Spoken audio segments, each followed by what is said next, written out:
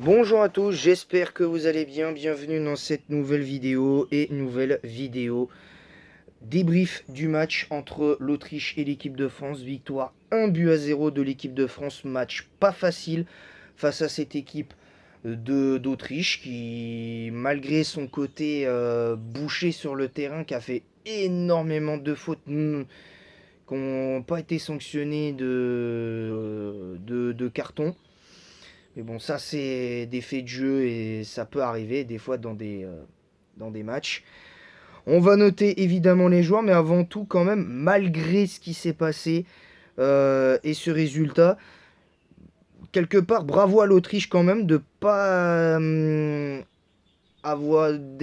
d'avoir voulu nous rentrer dedans, mais pas toujours dans le bon sens du terme, même s'ils nous ont pas, ils ont pas euh, ils ne nous ont pas rentré dedans toujours dans le bon sens du terme, mais au moins ça suffit pour la victoire. Voilà. Donc, même si je pense qu'on a plus ou moins maîtrisé la rencontre, on a eu un petit quart d'heure un peu compliqué, je pense qu'on n'a pas fait un mauvais match dans l'ensemble. On n'a pas fait un mauvais match dans l'ensemble, même s'il y a des joueurs... sincèrement, il y a deux joueurs que je mettrais dans les flops sur ce match-là, c'est Marcus Thuram et Ousmane Dembélé. Par contre, il faudra qu'on m'explique le carton jaune qu'a pris Mbappé. L'autre, il vient à peine de se manger une épaule dans le pif. Le joueur, il rentre sur le terrain pour se mettre au sol et il prend un carton jaune. Faudra qu'on m'explique le truc. Alors qu'on me dise qu'il n'y ait pas faute sur l'action où Mbappé se fracture le pif, je veux bien, je peux l'entendre. Mais le carton jaune que prend Mbappé quand il se met au sol, quand il rentre à nouveau sur le terrain, qu'il se met au sol, je ne comprends pas cette décision. Je ne comprends pas cette décision. Et qu'on me dise pas que c'est le règlement, parce qu'il y a un truc qui est pas clair avec cette règle-là. Quand un joueur se fait soigner et qui doit attendre pour rentrer sur le terrain, la règle, pour moi, elle n'est pas si claire que ça.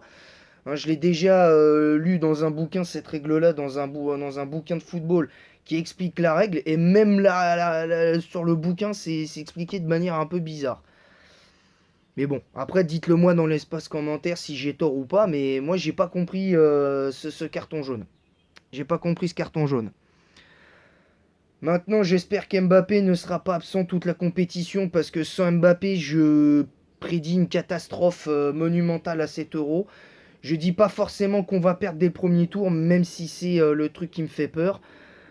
Parce que sans Mbappé face aux Pays-Bas et la Pologne. Bon, la Pologne encore, ça peut éventuellement passer parce qu'on a des joueurs qui sont capables de faire la différence face à la Pologne. Mais face aux Pays-Bas, ça risque d'être extrêmement dur. Et admettons qu'on aille en huitième de finale de cette compétition et qu'on joue éventuellement, je me projette, hein, la Belgique en huitième, je sais pas moi, la Belgique en huitième, peut-être, je sais pas, je saurais pas dire exactement, mais on pourrait avoir pour les quarts de finale, je sais pas, mais si on va au moins jusqu'en demi-finale, on pourrait éventuellement avoir l'Espagne ou l'Allemagne. Et en finale, on pourrait éventuellement avoir peut-être, je sais pas, moi, l'Italie ou si ça se met, si ça s'imbrique comme ça. Mais bon, franchement, en admettant qu'on aille en finale, moi je garde toujours espoir sur le fait qu'on gagne cet euro. Mais sans Mbappé, ça paraît compliqué. Alors, cela dit, l'histoire nous a rappelé, et j'en discute souvent avec beaucoup de personnes, c'est que l'Euro 2016, beaucoup s'en rappellent, Cristiano Ronaldo s'était blessé pendant cette finale et il boitait sec, le bonhomme. Et résultat, ça a surmotivé cette équipe du Portugal qu'on pensait amoindrie sans Cristiano Ronaldo. Même moi-même, j'ai pensé que sans Cristiano Ronaldo, on allait battre cette équipe du Portugal. Et finalement, le Portugal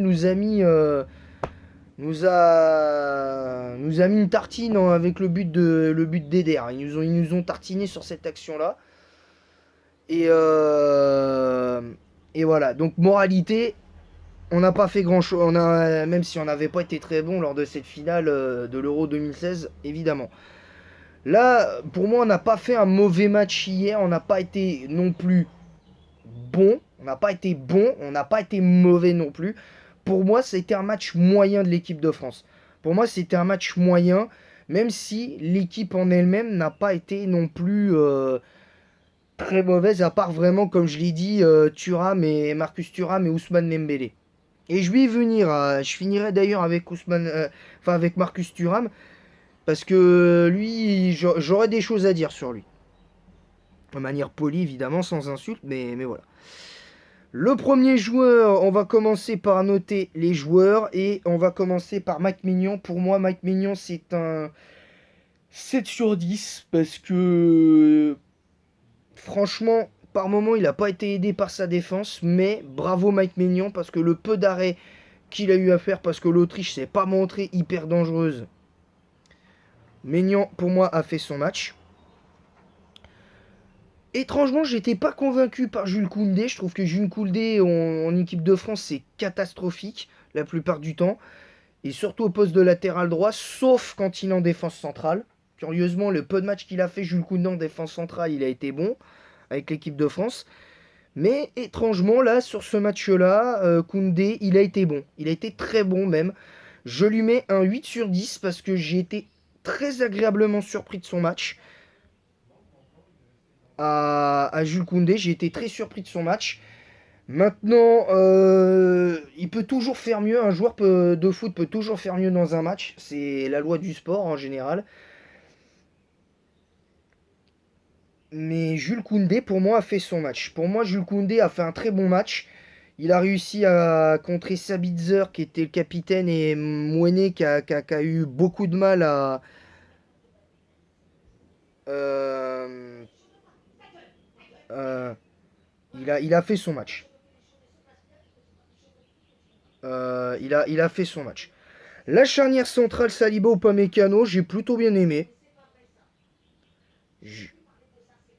J'ai plutôt bien aimé ce match pour le coup. Et avant de noter, de donner les notes de Saliba et Upamecano, je ne vais pas reparler de ce qui s'est passé sur la faute de Mbappé. C'est la loi du sport, enfin la faute, enfin non, le coup du sort de Mbappé, ça arrive, c'est comme ça. Qu'est-ce que vous voulez que je vous dise? Avec le recul, je reconnais que ça peut arriver. Bref, donc en tout cas, euh, pour en revenir à Saliba et Upamecano, pour moi, Upamecano, c'est 7 sur 10. Je l'ai trouvé bon. Saliba, je l'ai trouvé un peu vraiment meilleur. Donc lui, je lui mets 8 sur 10. Voilà, tout simplement. Théo Hernandez, à ce poste-là, je l'ai trouvé exceptionnel. Je lui mets 9 sur 10 à Théo Hernandez. Pour moi, il a fait un match exceptionnel, tant défensivement qu'offensivement. Il a été très très bon. Il a apporté du danger. Il a montré que sur son côté gauche, c'était lui le patron. Tout simplement. Le milieu de terrain, je vais commencer par le côté gauche du milieu de terrain. Rabiot, je trouve qu'il a fait son match. Je lui mets un 7 sur 10. Je l'ai trouvé bon. Je ne l'ai pas trouvé excellent, mais je l'ai trouvé bon. Dans ses récupérations, il a cassé plusieurs fois les lignes. Il aurait pu tenter sa chance quelques fois. Je l'ai vu quelques fois en situation de frappe. Mais bon, il s'en sort bien. Il a fait... Faut dire aussi, il revenait de blessure. Avant l'Euro, il était quand même considéré comme incertain. Et forcément, là, 70 minutes dans les jambes et 70 bonnes minutes, je trouve que c'est déjà bien pour lui. Je pense qu'en plus, c'est que le premier match. On verra par la suite. Voilà, on verra par la suite. Côté droit du milieu de terrain, on va parler d'Antoine Griezmann que j'ai trouvé un petit peu en retrait. Évidemment, mais il a fait quand même son match. Moi, je lui mets 7 sur 10 également à Griezmann. Je lui mets quand même 7 sur 10. Dans le sens où je trouve que Griezmann, si on se base sur la première mi-temps, C'était pas bon pour Griezmann, mais autant j'ai bien aimé sa deuxième mi-temps. Il a été remplacé Griezmann par Youssouf Fofana pour les dernières secondes du match. Ce que d'ailleurs moi je comprends pas avec tous les coachs, que ce soit en club ou en sélection, c'est que pourquoi quand tu fais des changements, tu les fais euh,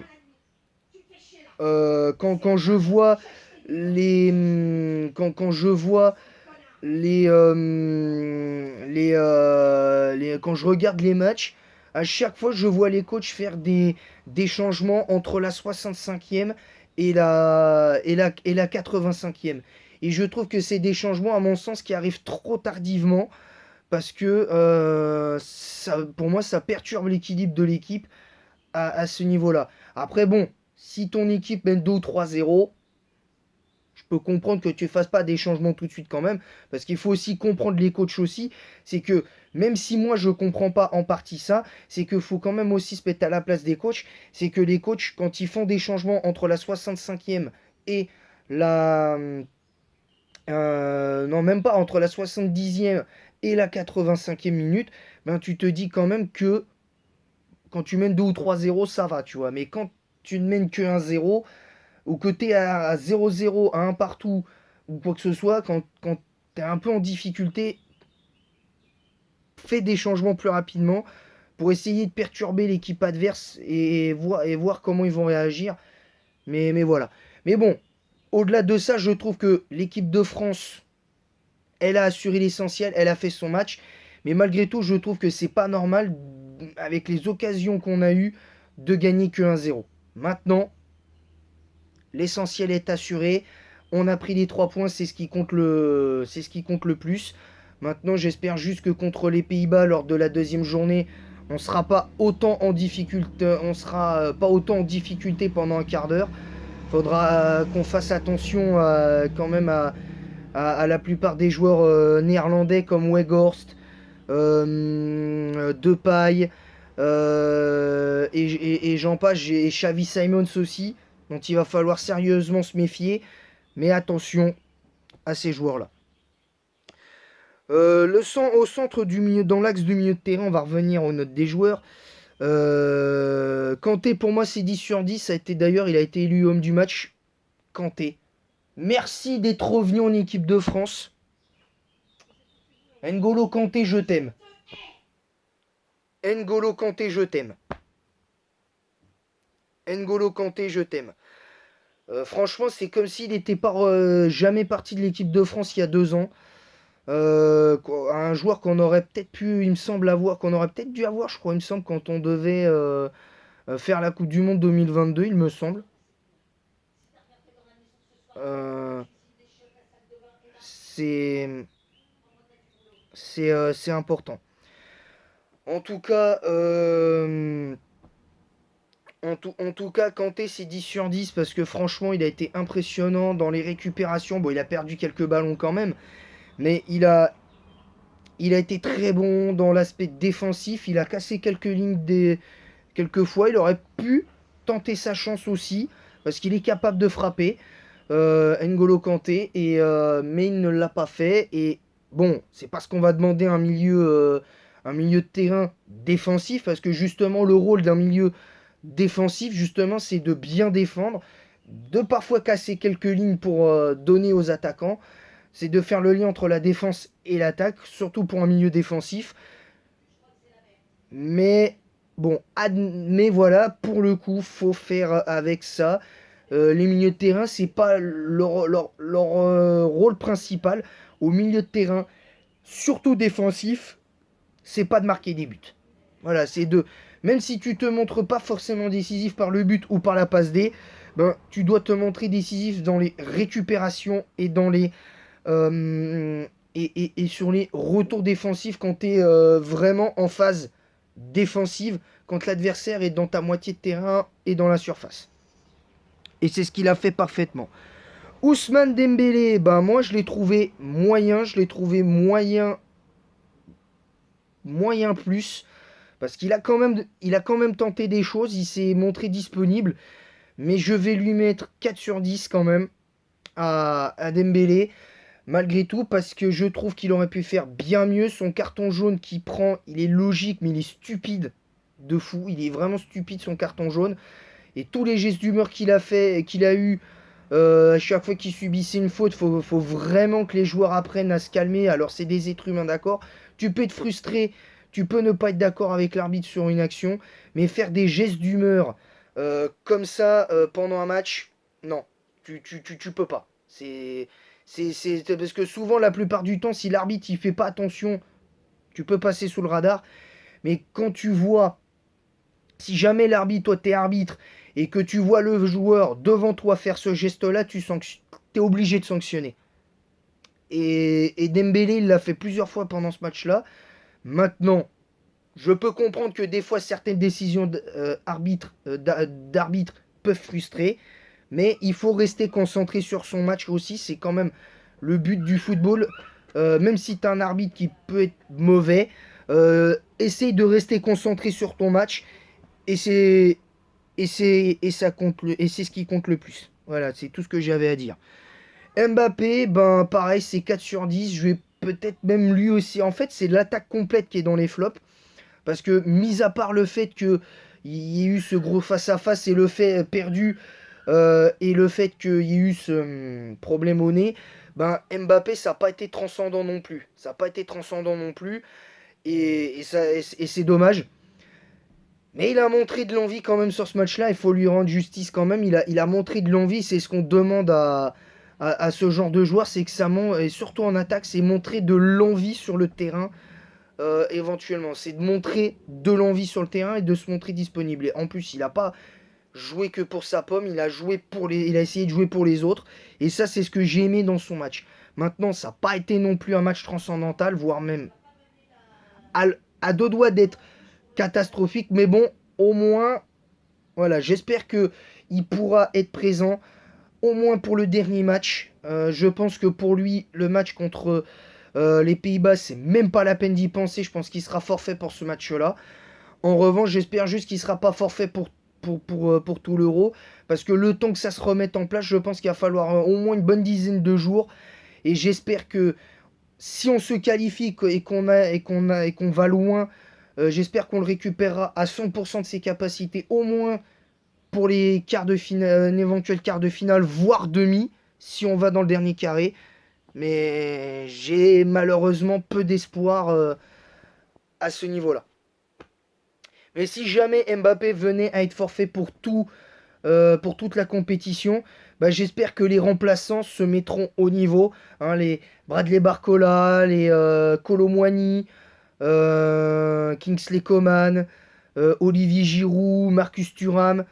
Voilà, j'espère que ces joueurs-là vont, pour Mbappé, se mettront au niveau. Et c'est pour ça que j'ai fait un parallèle avec l'Euro 2016. C'est que à l'Euro 2016, on n'a pas été très bon et le Portugal n'a pas été très bon non plus.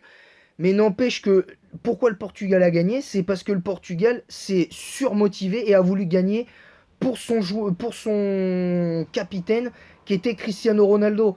Et j'espère que là, comme Mbappé est capitaine de cette équipe de France, bah, j'espère que l'équipe de France se sublimera, se transcendra, se transformera en, en, et montrera sérieusement en puissance et feront comprendre à leurs adversaires que c'est eux les patrons sur le terrain et c'est eux qui vont essayer de gagner cet euro.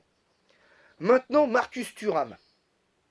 Marcus Thuram, ça me fait pas plaisir de le critiquer parce que c'est un joueur qui a été exceptionnel avec l'Inter de Milan. Mais en équipe de France, c'est catastrophique. C'est catastrophique. Alors, je ne sais pas ce qu'il vient faire en équipe de France. Pour moi, il n'a pas le niveau pour être en équipe de France. En tout cas, en tant que titulaire. Pour moi, ce gars-là doit cirer le banc. Voilà. Je dis pas qu'il faut le gicler de l'équipe de France. Je dis juste qu'il faut qu'il soit sur le banc. Parce que ce n'est pas possible. Et le pire, c'est qu'il a fait tout le match. C'est que quand tu vois que t'as Kingsley Coman qui peut éventuellement essayer de jouer à gauche, qui peut apporter sa vitesse. Tu peux mettre Kingsley Coman. Enfin, oui, je l'ai déjà dit, Kingsley Coman. tu peux mettre Bradley Barcola, tu peux... t'as Warren Zaïre-Emery que tu peux faire jouer. J'ai pas compris ces choix-là, j'ai pas compris certains choix de Deschamps. Maintenant, le plus important, c'est quoi? C'est qu'on ait certes plus ou moins perdu Mbappé sur blessure. Ce qu'il faut retenir, c'est quoi? Qu'on ait perdu Mbappé sur blessure et qu'on ait vu un match catastrophique de Marcus Thuram, ou qu'on ait gagné cette première journée de poule face à l'Autriche. C'est quoi le plus important au final? Bah, c'est la victoire, tout simplement. C'est pas la manière dont on a joué aussi, parce que la manière dont on a joué était pas faux folle non plus, on va pas se mentir. Mais par contre, moi ce que je préfère retenir, avant tout, c'est la victoire. Et dès l'instant qu'on si on gagne contre les Pays-Bas et qu'on se qualifie pour les huitièmes, je m'en fous. Honnêtement, je m'en fous. Je vous le dis sincèrement, je m'en fous.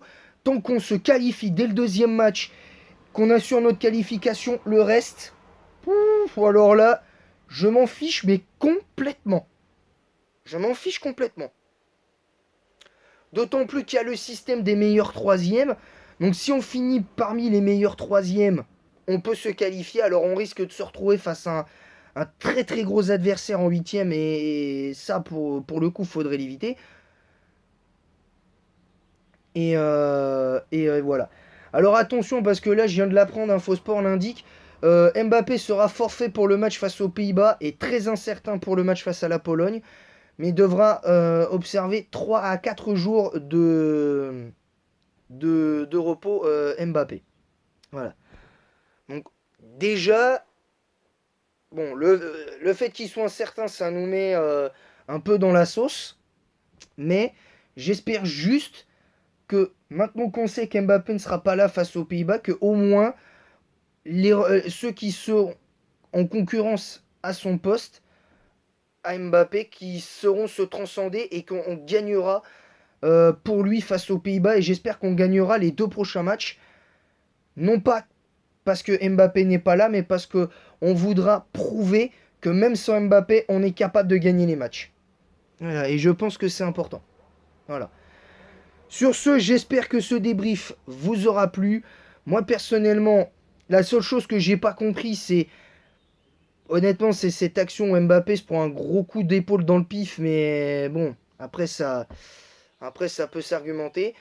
En revanche, le carton jaune qu'a pris Mbappé, je l'ai pas compris. Parce que qu'il aurait dû attendre pour rentrer sur le terrain, peut-être, je n'en sais rien. Mais à un moment donné, le gars il vient de subir une grave blessure, une blessure qui aurait pu être très grave pour lui. Et tu lui mets, sous prétexte qu'il rentre sur le terrain parce que c'est pas autorisé, parce qu'il a pas attendu, parce que c'est pas dans le règlement, tu lui mets un carton jaune pour ça. Pour moi, c'est stupide. Cette règle, elle est un peu stupide. Maintenant, si l'arbitre a appliqué le règlement, il n'y a pas de problème.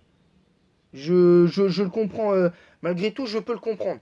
Mais là, maintenant, va falloir bosser sans lui. Va falloir trouver le joueur qui pourra le remplacer. Je pense que là, du coup, pour moi, si Giroud joue, ce sera Giroud en pointe et éventuellement mettre pourquoi pas Bradley Barcola en lancer Bradley Barcola, mais voilà. Mais bon, c'est dommage, c'est comme ça. On va devoir faire avec. Maintenant, on verra ce qui se passera pour la suite. On verra ce qui se passe pour la suite. Moi, je vous avouerai que sans Mbappé face aux Pays-Bas, je suis pas très optimiste pour la victoire parce que quand on voit la qualité des joueurs des Pays-Bas, ça va être très compliqué. Ça va être très très très très compliqué maintenant. J'espère juste qu'on fera le travail, qu'on saura se montrer solidaire sans Mbappé, parce que ce que j'attends surtout de l'équipe de France, au-delà des joueurs qu'il y a sur le terrain, c'est une équipe de France solidaire qui joue pour les autres, qui joue pas que pour sa pomme, pour se faire bien voir individuellement. et, et une équipe qui montre que le statut de vice-champion du monde n'a pas été euh, usurpé. Voilà. Sur ce, je vous laisse. Et en attendant la prochaine vidéo, le prochain débrief, je vais regarder les matchs du jour. Alors, c'est quoi les matchs du jour? Il y a Turquie-Géorgie à 18h. Je regarderai Portugal République tchèque. Je regarderai Portugal République tchèque, dont il y aura un débrief demain, évidemment. Donc j'espère juste que voilà, on sera tranquille là-dessus. Donc voilà. Voilà tout simplement. Sur ce, moi je vais vous laisser. J'espère que ce débrief vous aura plu. J'espère que j'ai été assez clair dans ce débrief. Du coup, pas de troisième épisode de vidéo top aujourd'hui. Je pense pas que j'en ferai. Et demain, il n'y en aura pas non plus, vu que je ferai le débrief du match du Portugal ce soir. Et, et voilà. Je ferai le débrief. Enfin, je regarderai ce soir le match du Portugal, mais je ferai le débrief du match demain. Et je déciderai si je ferai la vidéo sur les Pokémon, les meilleurs Pokémon de type eau, évidemment. Voilà, je déciderai en fonction de ça. Voilà, sur ce, je vous laisse. J'espère que ce débrief vous aura plu. N'hésitez pas à vous abonner en masse si ce n'est pas déjà fait. On rush les 200 abonnés d'ici la fin de l'Euro. Et peut-être même au-delà, je l'espère en tout cas. N'hésitez pas aussi à partager le lien de ma chaîne YouTube sur Facebook et Instagram en masse sur mes deux réseaux sociaux là où je suis le plus actif, c'est-à-dire Facebook et Instagram. N'hésitez pas à mettre un pouce bleu et un petit commentaire pour le référencement et un commentaire du débrief pour dire en quoi vous êtes d'accord, pas d'accord avec ce que j'ai dit dans le débrief et sur les notes que j'ai notées sur les joueurs. Mettez-moi les supporters des Bleus qui sont abonnés à ma chaîne. Dites-moi dans les commentaires, vos notes des joueurs. Et du 11, notez pas les remplaçants, ça sert à rien. Les remplaçants, on peut pas les noter. D'ailleurs, j'ai pas noté les remplaçants. Voilà. Sur ce, je vous laisse. Et en attendant la prochaine vidéo, que la passion du foot vous guide. Et allez les Bleus. Et bonne journée les amis.